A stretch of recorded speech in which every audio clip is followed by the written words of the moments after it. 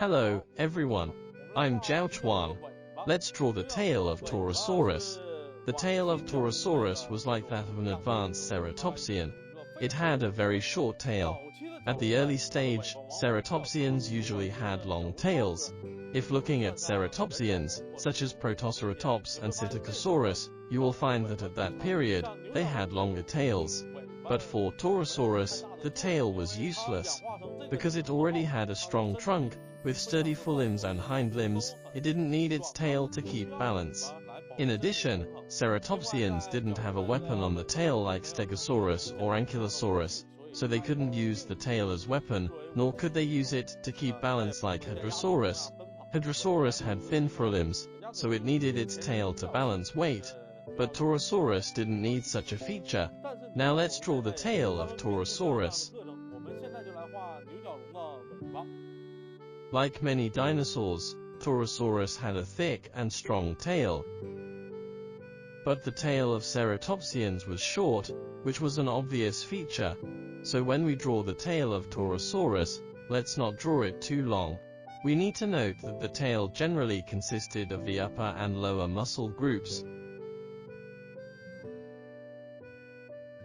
The middle of the muscles was bounded by transverse processes on both sides of the neural spine at the tail. It was located at the upper position on the side of the tail. The muscle at the upper part of its tail extended from the inside of its pelvis, so we just need to draw a narrow line.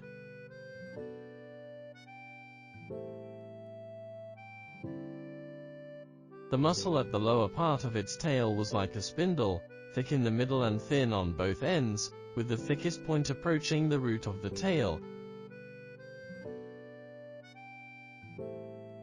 There was a layer of membrane linking the back of its thigh and the root of its tail. Within the membrane, there were a lot of muscles connecting the thigh and the tail. Here, we draw its ischia, and some extra flesh from the back of its ischia to the lower part of the tail. Then let's draw some folds on the outside of the tail, and some structural lines to show its roundness.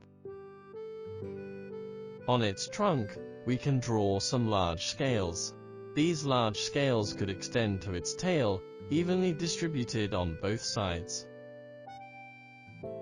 Like Triceratops, each large scale had a protuberance in the middle.